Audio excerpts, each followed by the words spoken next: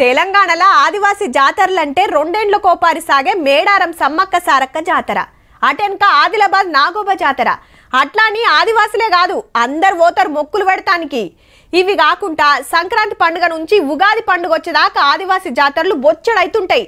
అవన్నీ అటెనక చెప్పుకుందాం గానీ ఇప్పుడైతే గిది చూడుర్రిగా. ఆదిలాబాద్ జిల్లాల సదల్పూర్ జంగి జాతర జోరుగా నడుస్తుందబ్బా. మహారాష్ట్ర బోర్డర్లా ఎనకట కాకతీయులు కట్టిన 2 గుళ్ళియి.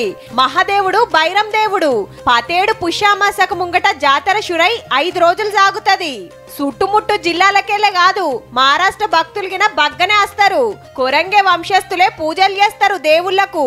లింగాన్నెత్తుడు ఈ గుళ్ళే తప్ప దున్యాల ఏడుండది. కోరిక మనసులు అనుకొని ఎత్తుతే జప్పున నెరవేరుతుందని భక్తుల నమ్మిక. ఎక్కడైనా శివుడు లింగ రూపంలో ఉంటాడు, ఇక్కడ మాత్రం విగ్రహ రూపంలో ఉంది. ఫ్యామిలీతోని వస్తాము, బోనాలు చేసుకుంటాము, ప్రతి సంవత్సరం వస్తాము, ఫ్రెండ్స్ తో ఎంజాయ్మెంట్ చేసుకుంటారు. నైవేద్యాలు అట్లాంటివి వేసుకుంటాము, బోనాలు చెల్లించుకుంటాము. అంటే కోళ్ళు కూడా కోసుకుంటారు. ఇక్కడ ఎల్లమ్మ తల్లి ఉంటది కాబట్టి. జాతర టైంలో భక్తులు షాన్ వస్తారు కాబట్టి సర్కార్లు పట్టించుకొని సవలతులు పెంచాలని కోరుతాండ్రు గుడి కమిటోళ్ళు. మరి పురాతనమైన మందిరాన్ని ప్రభుత్వాలు కానీ మన కేంద్ర రాష్ట్ర ప్రభుత్వాలు కూడా పట్టించుకొని స్థితిగతిలో ఉన్న ఈ యొక్క మందిరాన్ని పునర్నిర్మాణం చేయాలని. ఇక ఇలా రాత్రికి నాగోబా జాతర చాలైతది. దీని గురించి రేపు చెప్పుకుందాని పురుసత్తుగా.